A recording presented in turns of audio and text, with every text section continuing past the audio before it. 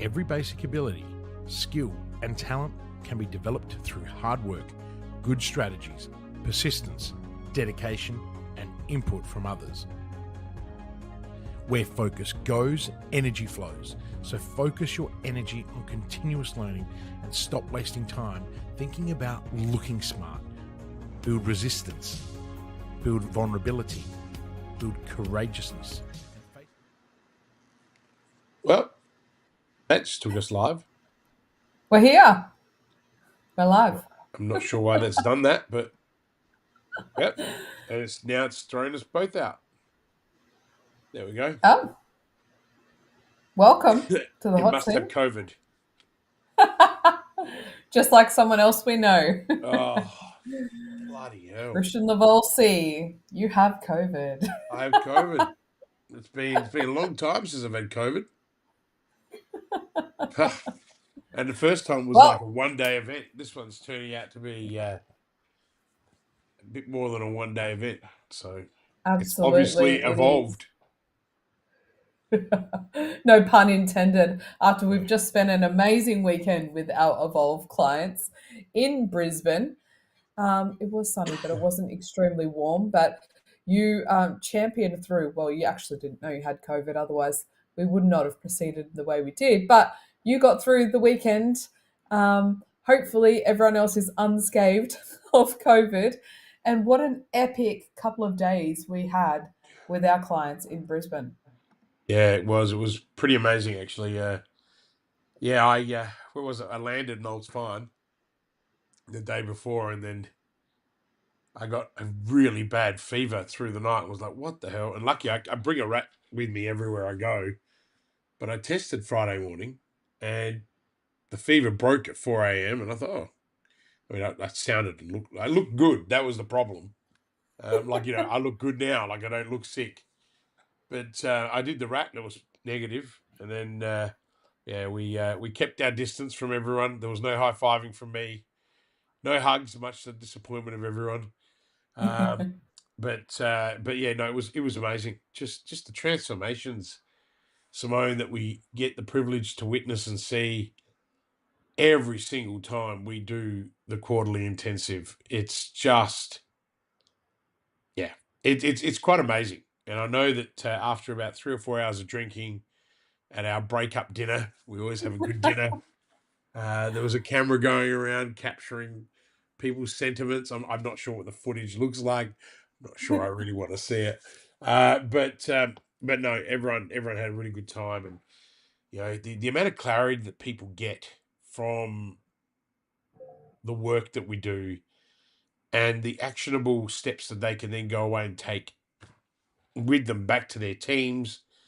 The WhatsApp private group's been blowing up literally since everyone, well, not literally, it has blown up. And, they're all holding each other accountable, and it's just really powerful. And it's an amazing team effort. So it's not a small feat, but it's a great one. Absolutely. And that's what I wanted to dig into today in our hot seat. And I think accountability is a word that we use quite loosely. And it's also a really interesting topic for business owners and entrepreneurs, because I feel like a lot of people who are business owners, they don't like to be told what to do or to have to answer to anyone in those sorts of ways, especially, with the ADHD brain and a lot of the things we talk about as business owners. So I really wanted to break this down with you today and have a conversation about accountability and what does that mean for different people. And I really want to just kick this off and start with Kristian. That I just want to ask you, what does being held accountable as a business owner mean to you? Well, being held accountable as a business owner means a few things, but being responsible for the outcomes of your business decisions and actions is top of the list. It really is a commitment to meet the expectations that you set for yourself, Simone, your stakeholders, your customers, as well as your talent, your employees, right? So accountability is the context. Sorry, in this context, is the glue that ties commitment to results. Okay, so it's the glue that ties commitment to the results. And when we built the program out, that was the biggest thing, because out of all of the years that I've been in business, and having been involved in 80 ventures now, accountability is the singular most important factor of whether you succeed or whether you fail. Okay, and it's quite remarkable. Looking around at other programs when I was, doing some research, and I've been in EO, I've been in YPO, I've been in tech. They all lacked accountability, and I thought, Yeah. why? And so when I said I'm going to build something that is truly unique, I need to focus on this. So, what are the key aspects of accountability for owners?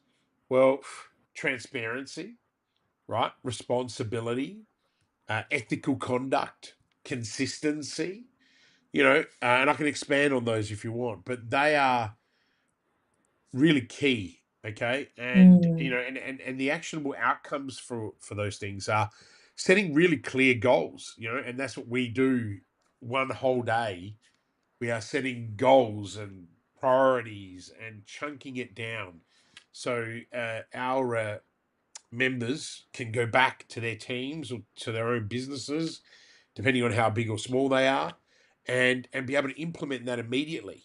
It's really being able to take people out of working in their business and immersing them for 20, 24 hours, 2 days, into being away from that. And so then the other actionable outcomes is that they get lots of feedback. So we can implement all the feedback loops around it, and that maintains accountability. But also, it's about tracking the progress. When you have a framework to use and work from, and this is the biggest reason why people struggle with self accountability as well as accountability in their teams. And I want to give you a really good example of one that's just come to mind. I remember studying Patagonia when I was doing my MBA. Oh, now it feels like an eternity ago, but 4 or 5 years ago. And Patagonia is a company that is renowned for its commitment to environmental sustainability. And I think it's Ivan Chonard, or and Ivan spelt with a Y, right? So he's been in a lot of magazines. Their dedication to being accountable in their business practices is integral to their entire brand. And Patagonia's founder installed an ethos of responsibility to the planet that permeates throughout all the business decisions, right? From sourcing materials to choose from their suppliers. From sourcing materials as well as choosing the suppliers, right? So the commitment to accountability has not only built immense trust and loyalty amongst their customers, but also has driven the company's innovation continuously, right? So accountability can actually do a lot for your business. And that's why, people use the word loosely, and Yeah. it shouldn't. It should actually, I could run a whole day workshop on accountability and the matrix and what you need to do. But accountability then requires peer-to-peer accountability, right? And Yeah. and I think I was touching on two of our amazing clients, Morgan, who runs a renewable biofuel company and a collection business for UCOs, which is used cooking oils, and Jack, who runs balustrading company where they own their own intrusions. And both very different businesses, yet they have formed accountability coaching peer to peer, and I Yeah. get copied into their emails, and it's I'm constantly saying, "Hey guys, can you stop copying me into these emails?" Not for anything. They've gotten to the point now where they're getting so good at it, and what's amazing, their accountability has led to other members of the group saying, "I want an accountability coach within the group," and obviously you also hold them accountable. I hold Yeah. them accountable. The other coaches in the program hold them accountable. But yet the peer-to-peer makes such a massive impact. And they were very vocal, weren't they? Saying, guys, it does really work. It's like, Kristian annoys us about this, Simone annoys us about this, But when you do it and you actually, when you're feeling like you're losing hope or you're not able to commit to it, it gives you that extra gear. Yeah. So I think that's really important. So it's taking ownership. Uh, Accountability is taking ownership for your successes as well as your failures. But Yeah. it involves really clear communication, ethical decision making, and consistent performance evaluation. Mm. That's and again, very undervalued. Yeah, absolutely. And, for myself as well, being in that personal and professional development space for a long time, like it's one thing to go to an event and feel all motivated and be a part of the rah rah and think that was really, really great. And then so many people walk away and they don't implement a single thing that they learned over the duration of that training or of that course or those sorts of things. So I think it's absolutely pivotal that you actually get in there and do this stuff and stick towards the accountability. And I want to move then into my second question for you, Christian, on that is Yeah. what metrics do you use for accountability? Does that look the same for everyone or is it different for your industry or what are your thoughts on that? It's like you've jumped into question 3 and question 2, so that means I'm going to give double the amount of intel away. Look, look, using the right metrics to ensure accountability oh, it is crucial to driving success, right? As well as Mhm. making informed decisions. Okay, really important that people understand that it's so crucial to drive success and make informed decisions. Okay, so there are lots of different metrics, okay, that you can use, but I think the most important one, and I'm going to get into those specific ones in a moment, but the most important one is having a peer group, right, to Mhm. hold you accountable. So you could have all the metric in the world, but if you don't have the human element telling you, hey, you've missed the mark here, or you're not doing it, or you're not on top of it, because you can never take out that emotional intelligence either. So, there might be Yeah. shit that's come up that's forced you to do other things. It's people that do the shit that isn't important and urgent, right? Like they're gravitating between the Eisenhower matrix, and not staying focused. So some of the metrics that you can have is obviously revenue, depending on, these sort of metrics depend on what you're trying to do. But revenue, Mm. profit margins, cash flow, if we're talking financial. If you're talking operational metrics, customer satisfaction scores, net promoter scores, employment performance, right? So regular peer reviews and bits and pieces. If it's say marketing metrics, then you're looking at, let's say you're holding an agency accountable. It's number of leads, cost per lead, cost per acquisition, so CPL, and CACs, website Mhm. traffic and engagement, lead conversion rates for a sales team. If it's things like the strategic metrics, which is the area that I specialize in, it could be, market share, it could be innovation rates. But what I say to people, whatever metrics you want to use, right?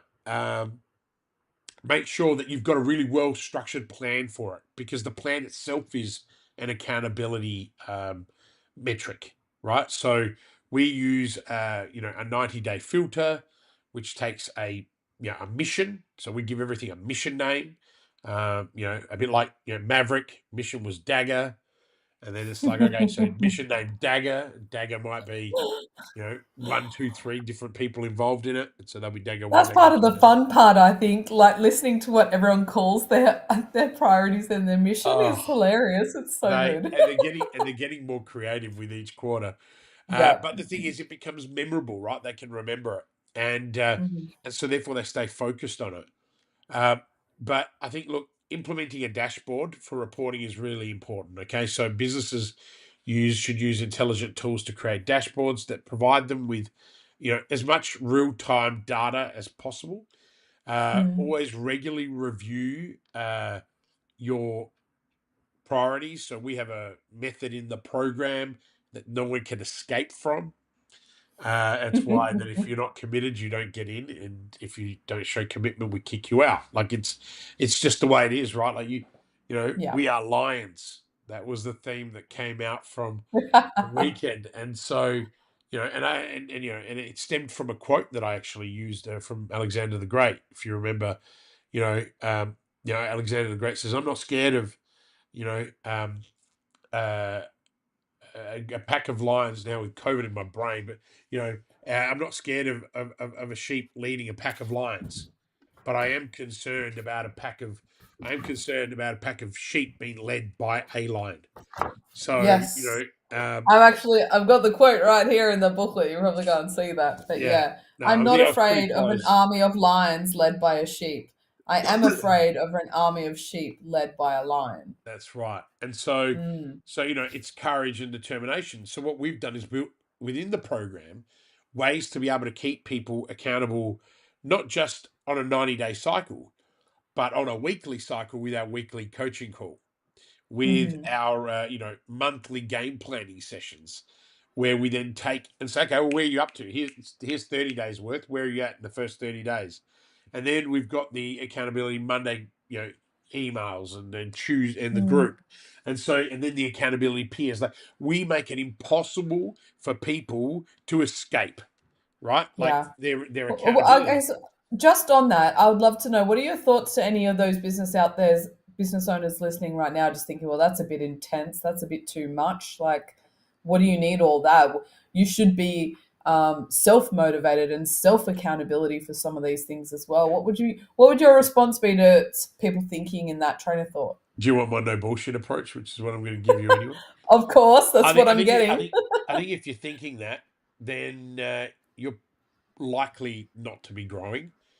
You're likely very comfortable, and some people are very comfortable with doing shit, right? Mhm. So if that's you, then man, you got some challenges that you need to deal with, some self-limiting beliefs that you need to break. People who talk about recession and the fear of the market, I just laugh because we are lions. We face that shit.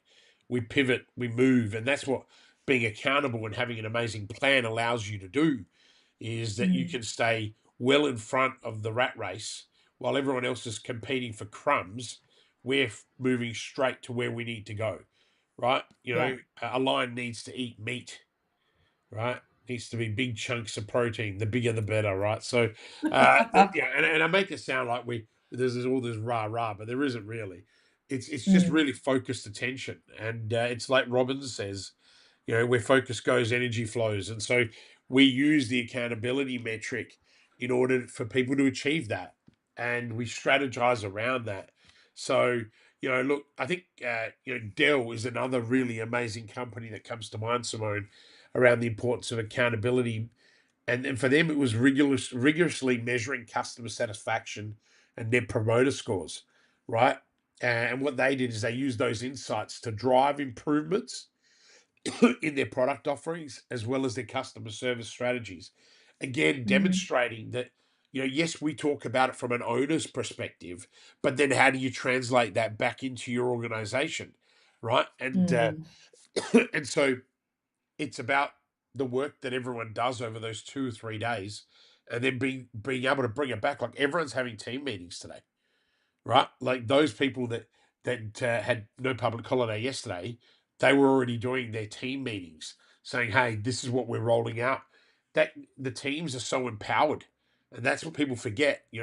You come back empowered, you roll that out to your team, and we really have become, as our clients say, the weapon behind them. Like, as Yeah. it used to be a secret, but it's no longer a secret. No one wants to Mm, contain it as a secret anymore, because even our own members are now saying, screaming, "Christian, it's time to grow." It's time to bring more people into the group. We're at what, 15.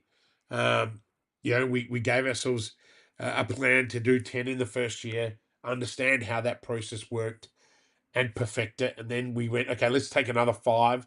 And now we've been able to go, okay, now we can actually grow this. We know that the system is scalable. So, mm, the same way, and our clients are getting the opportunity to see how that all plays out. So we then teach them how to replicate, that whole model, because mm. it's a model, it's scalable. Everything is scalable. Uh, you know, and to think that, I was against group coaching completely, or group advisory as I call it, because it's not really coaching. I give way too much Mm. advice. and don't ask too many questions. So I just can't do it. I'm not a coach. I'm not trained to be a coach. But I'm certainly one that gets results, and that's what we love doing. And you and Bonnie and the rest of the team are able to really support them from a leadership, a coaching, and accountability.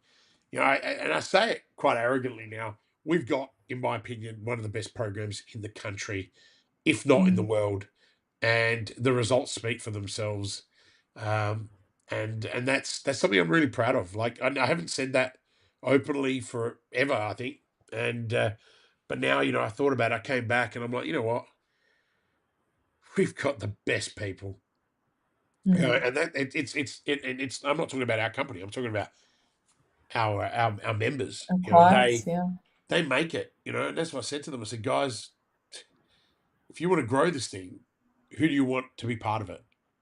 Because that's what it's going to come down to. And I think for the first time in my life, I understand user-generated growth better than I ever have. They are they're our users, they're our customers, and they're helping us grow. And Yeah. that's just phenomenal. And we had 2-3 new people who had never done the program, they had never done the intensive yet before. And when you look at the feedback and our own and NPS scores and whatnot, it blows you away. I think the worst score was an 8. And I'll be addressing Captain Morgan afterwards. Smart ass, because it was me. He gave me an 8. I got 10s everywhere, and he gives me an 8. And he was like, "It was a great presentation." I'm like, "You smart ass." So I'm going to have to make all of our feedback anonymous so you can't single people no off and be way. like, hey. I've been on the phone with him this morning already because we're looking at buying some equipment, and he was asking me for my advice on how he should frame it, and he was going to pay cash. And I said, "What are you doing?" I said, No. Call this person, fund it, finance it. And he was like, "Okay, cool. I'm glad I messaged you first." I'm like, "Yeah, great." But that was before I saw the 8. I should have got him a higher interest rate. Anyway, no. So look, it's Paul and I Morgan, think we love that's you. that's what I love about our community. I mean, Amanda, she said to me afterwards that she goes, "Kristian, it's so good, but I'll tell you, the biggest singular difference is that you are here." I said, "What do you mean?" I said, She goes, No. No other program has the founder with your experience sitting here at the table. Like, and you're here at dinner. Like, you could easily piss off and go do whatever you want to do, but you stay, you hang out, and then, I mean, obviously you go home, but yeah, not like you guys who hang out till 4 o'clock in the morning. But it was like, you're here, you give the advice, you're invested in everyone's businesses. And I think that sometimes we take that for granted, that that's what really separates us from a lot of other, proper business advisory programs that are out there. But again, that's because we want to be accountable for our actions. We are responsible, Yeah. and we want our clients to win. And I think that's what, and that's what seeing them 100%. win every quarter, it's like, I wish we could do it every day. I mean, that's my happy space. Anyway. Yes. Well, next quarter's event already starts being planned for me today. So it is an evolving process. Although people only see what happens in those 2 days every 3 months, there is a whole quarter of work that goes into getting each one of those planned, and they're fantastic. I wanted to wrap up today's call, Kristian, with one more question. And it is different because I flipped my questions around today. And I think in some ways you've really already answered this, but who should you choose to be accountable to? I know you explained about Jack and Morgan, who are not in the same industry but have found a really great way to find that peer, accountability method. But who should you really be accountable to, as well as yourself? Obviously, Yeah. you need to be self-led in so many ways. But what are your thoughts on that? I think it's a really good question, Simone, because, number one, as a business owner, self accountability is your foundational layer, right? Setting Mm, personal goals and milestones and regularly reflecting on your own performance helps you maintain uh, personal integrity as well yeah. as commitment. But don't forget your customer, right? Your business exists to serve your customer. Making them a primary accountability party is really important. And that's why we have assessments with our clients all the time. Like, people always say, "Gee, Kristian, you've got lots of testimonials." Uh, uh, we have testimonials because every year we ask our clients to redo their testimonial. I think Alice, one of my one-on-one clients, has now been 4 years. She wrote a LinkedIn endorsement just the other day, walking through the 4-year journey. I mean, that's really powerful because you're actually seeing the results of someone's work over a prolonged period of time. And so I Yeah. personally, I love asking, not because I have a gigantic ego, which I do. No, the reason why I love it is because it's checking the pulse on how we're Mm. performing, right? I never take it for granted that a customer is a customer for life, right? Like, a customer has a choice to go whenever they want. So being accountable to your customer is really, really important. Um, and also, it's all that concept of the feedback loops that I love. The other one is employees, right? Being accountable to your employees helps you build a trustworthy and transparent workplace. Mm. I don't know how many times you guys all wanted to quit because I'm such a prick sometimes, but I think you also appreciate the fact that I have an absolute zero bullshit policy. So I call it Mm. as it is, and nothing is personal. Just because I think you've done a shit job today doesn't mean it's personal. And I think the real reality behind that is because we're accountable to one another, everyone kind of goes, okay, cool. And that creates for some people, quite a challenging environment. Some people can't cope with that. And that's okay, right? Like, we don't have to appeal to everybody, but I think being accountable to one another in your organization is really important. And forget that you're the boss. Like, you have to be accountable. Like, if you ask me for something, I do it, right? Like, and straight away, it's done. I don't even question it. I don't make excuses, and I deliver on time every time. Why? Because you've got to lead by example. Mm. The others is, when you've got investors and shareholders, you've got to be accountable to them. You've got to, what about regulatory bodies that you've got to be accountable to? But the big one is mentors and advisors, right? Mm. I think people do not put any value, they don't put enough value in that. We've gone through this huge the coaching industry, for example, Simone, I believe is now the second or third largest industry in the world, right? Yeah. And yet 93% of coaches make less than 90 grand a year. So you got to be really careful who you choose, right? And the latest trend I've seen since I've been crucifying people online is, I'm a coach who actually runs a business. Just pissing myself laughing because I've been condemning people because a lot of coaches out there have never owned a business. If they had, they used a disguise that they had a business they failed at, and therefore, that's why they're in coaching because they can show you how. Well, I failed shit tons in 80 ventures, Mm. right? There's a big difference, and to me, it's a badge of honor, not just the failure, but the success, the ability to be able to help people navigate things. I mean, one of our clients probably said one of the best things ever on the weekend after the event, and he put it up on Facebook to promote what he was doing. I'm probably working with the best business strategist in the world. Now, Karim Bokta, I got to tell you, I'm moved and touched. Um, and I aspire to be one of the best strategists in the world. I don't say that lightly. It's what I want. It's why I looked over there because I'm at home in the study, and I was looking at my bookshelf, and I'm thinking of all the books that I consume, and pretty much most of them are strategy books. Like, I really want to focus in. I want to be a better thinker. I want to be better at delivery. I want to invest more so that, not because of my ego, because I want my clients to win. And Yeah. to me, strategic thinking is a skill that you can develop. Not everyone develops it though, because it is hard, right? It is Mm. really hard. And so, you've got to be accountable to the people that hold you accountable to. Your family is someone you should be accountable. But back to, I think the other thing is create advisory boards. There's so many large organizations out there, $2-3 million businesses, right? So lots of people would call them still small businesses. I don't. I don't call businesses small. Every business is the same, right? Mm. They're big because they're big to the individual. But I look at a lot of companies and I meet people because I obviously sit on boards and I'm a chair of a handful of boards, and as an independent chair, and I meet these companies that are doing 3, 4, even 10, 15 million, and they don't have any advisory boards and they don't have any mentors. And I'm just like, you really believe that you're doing it on your own? I said, because I did that once. I got to 30 million with no advisory board and I went broke. Even though I was on EO and tech and everything else, I didn't have the core elements of people around me. And again, this is why we created the program, is because I went Mm. through my own process and went, hang on. And a lot of the time, not every company can afford, Kristian Livolsi at 150 grand retainer a year, right? And, Yeah. people want to work one-on-one with me. That's kind of the cost at the moment. Like, and that doesn't actually give you a huge amount of time.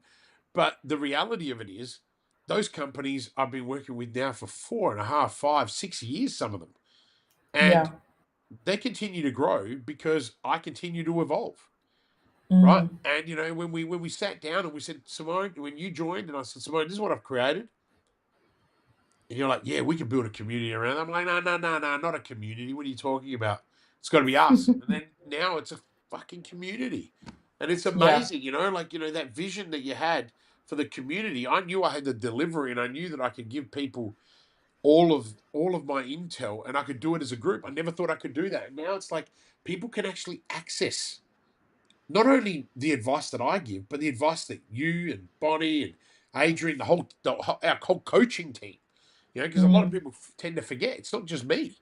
I got a whole freaking team, right? And then it's the evolution of the members who are now at a level, especially the ones that have been in it for 2 years, the original founding members that are so good at the advice they give because they've learnt and adapted. And I remember the first ever mastermind, and it was awful, right? I remember talking to Lauren about it, and she was like, "Oh God, Kristian, what am I doing in this group?"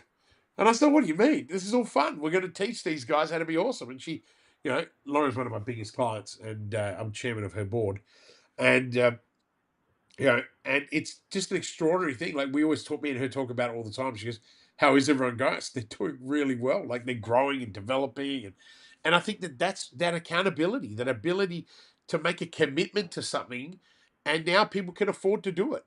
You know, Yeah. 2 grand a month, whatever it is, and they can be part of something that gives you an instant result. Most people are getting that money back within the first couple of months, and then thereafter it's pure profit. So it's like, yep.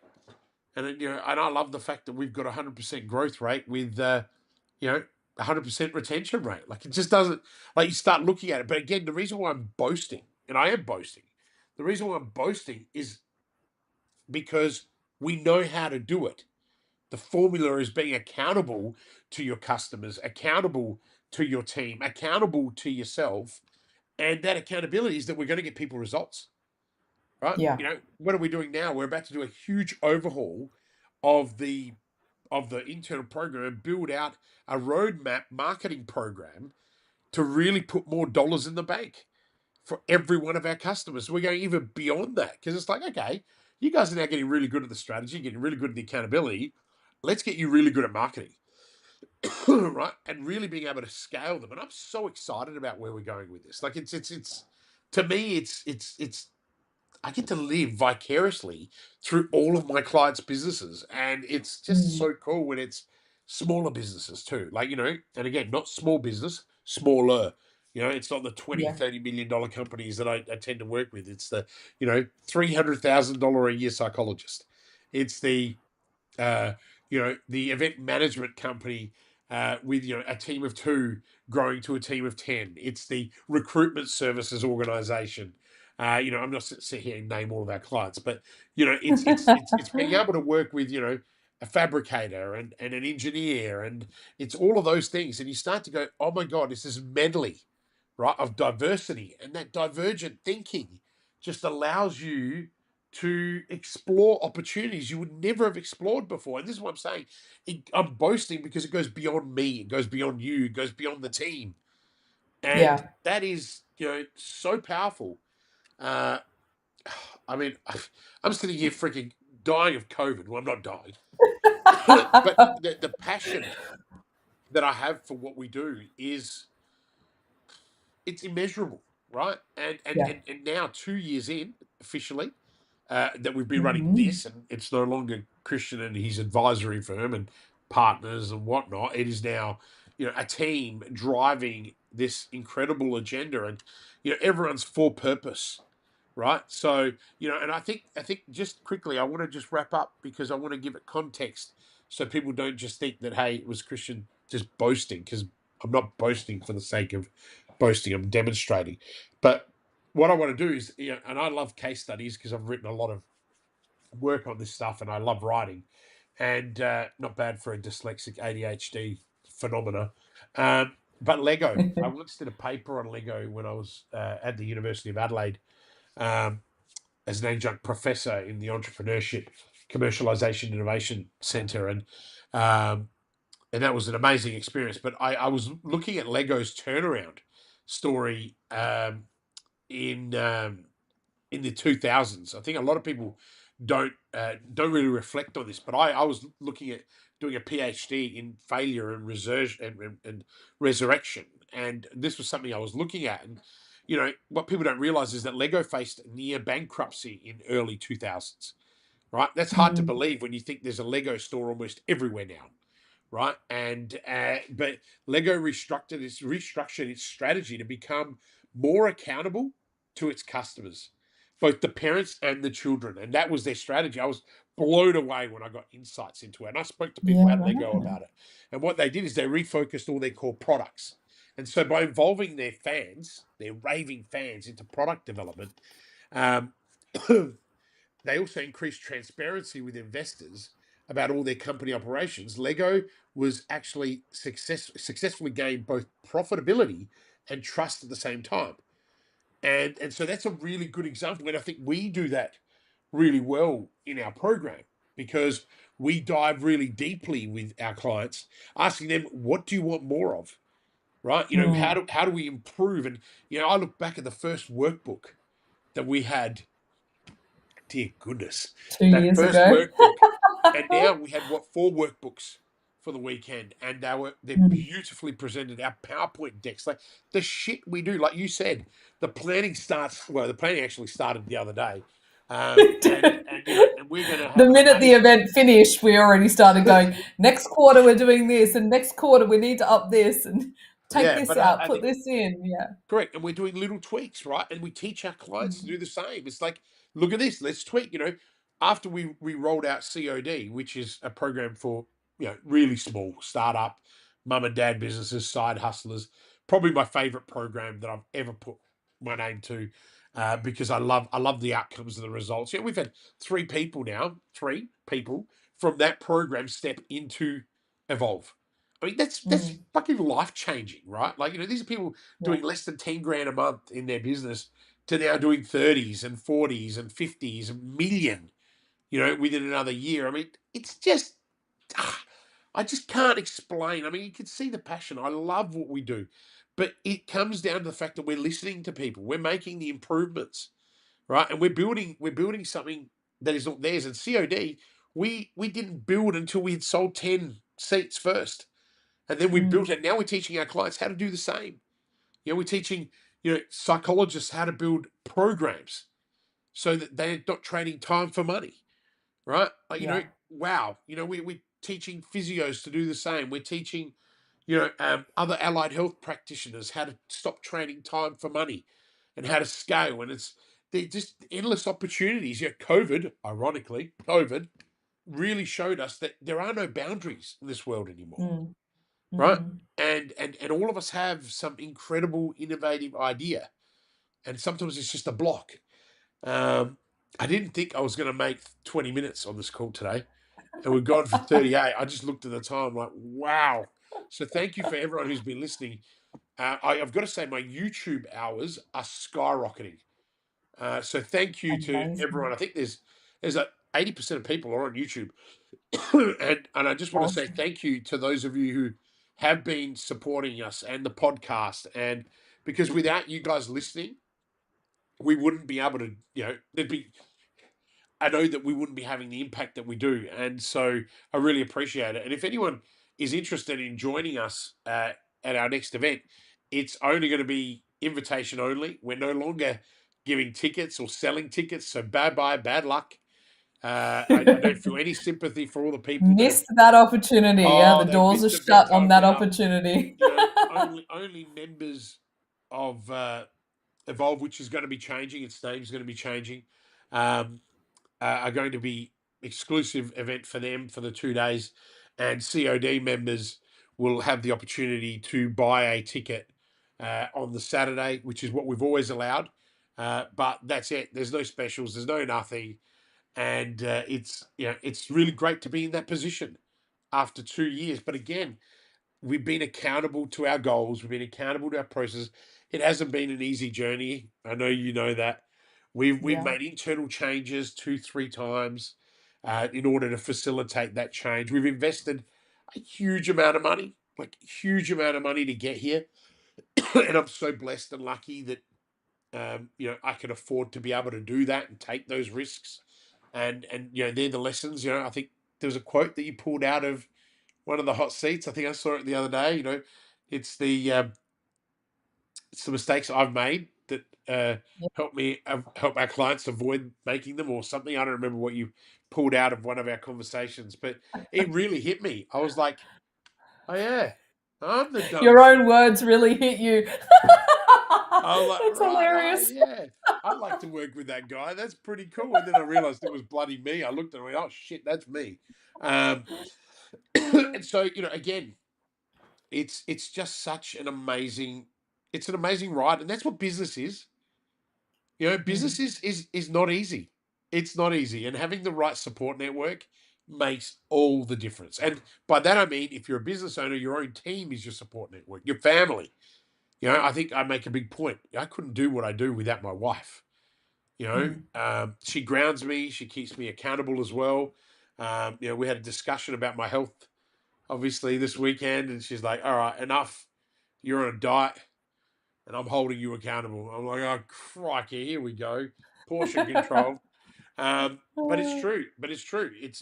We talked about it on the weekend. mhm, My only deficiency.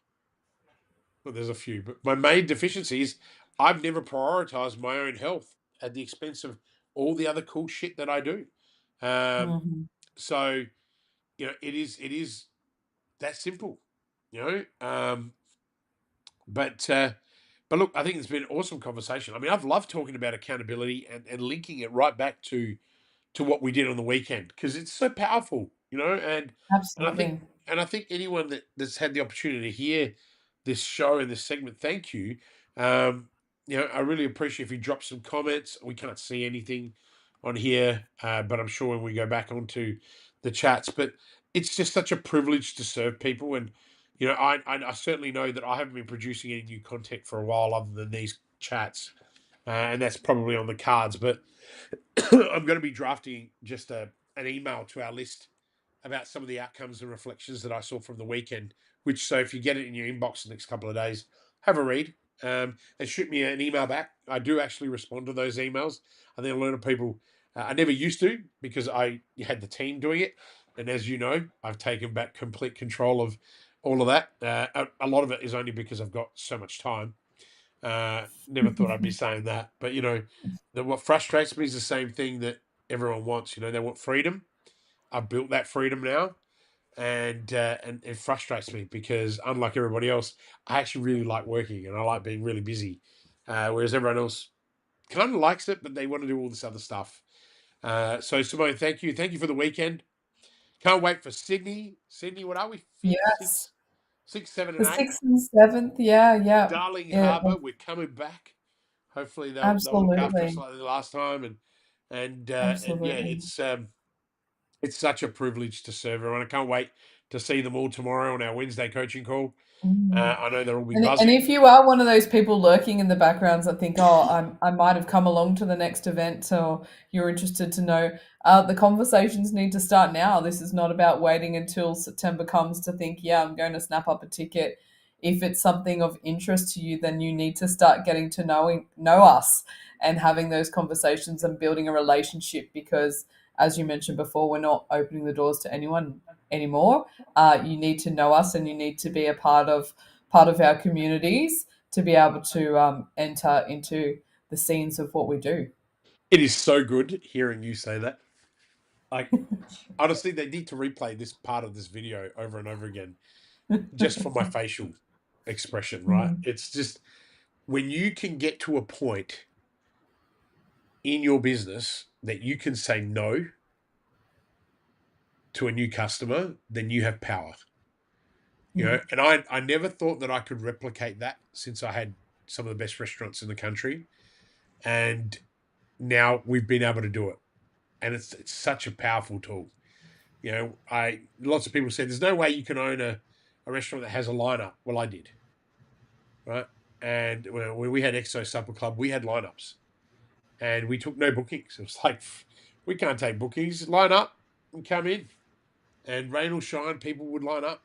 And I think that, you know, and that was all of the same elements. What did we get right? How did we get it? You know, but the difference is that was all new and shiny. And yep, that kept going for 5-6 years quite easily. And then we sold it. And, you know, we sold it quite well. It was a good business to sell. But it's, I look back at this and I think, wow.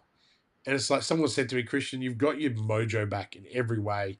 You're so excited about things. And it's like, well, I've actually been excited for the last 5 or 6 years.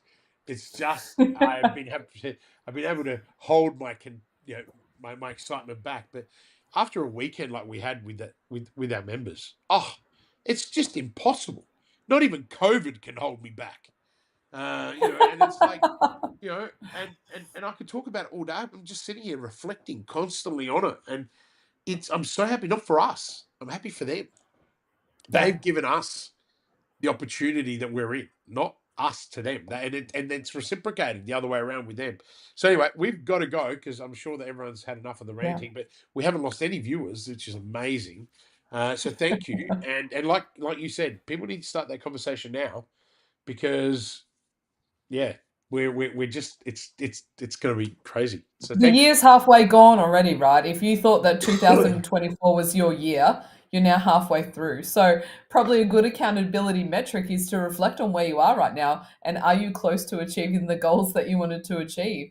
And if not, you need to ask yourself why and who do you need in your corner? So now I'm sounding like Kristian Livolsi. So on that note, Kristian Livolsi, thank you very much for your time and joining me, even though I did suggest that we cancel today and we not turn up because you're not well. No. I'm accountable. I'm accountable. You are absolutely accountable. So Kristian Livolsi, thank you very much for your time and insights. We'll be back next Tuesday with the hot seat. Thanks, Simone. See everyone. Now I got to make sure I press the right button because it's in control. Working with Kristian is a game changer. Hi, I'm Adrian Lee from GrowthLink Coaching and Consulting. I started working with Kristian in August 2020 as his LinkedIn growth consultant. We worked together on his LinkedIn brand for about 12 months before becoming business partners in Growth Outsourced late 2021. Kristian is a hidden genius. He helped me break through a significant financial target by restructuring my growth consulting online business offer. I don't know of any one person who can give you so much focus, clarity, and structure to live your purpose and get shit done. He holds you accountable to your words and gives you the tough love when you need it. I love his no BS approach to business and life. Everyone needs a Kristian Livolsi in their life. Do whatever you have to work with Kristian. This is just the beginning for us, and I am super pumped to continue growing together. Thanks again, Kristian.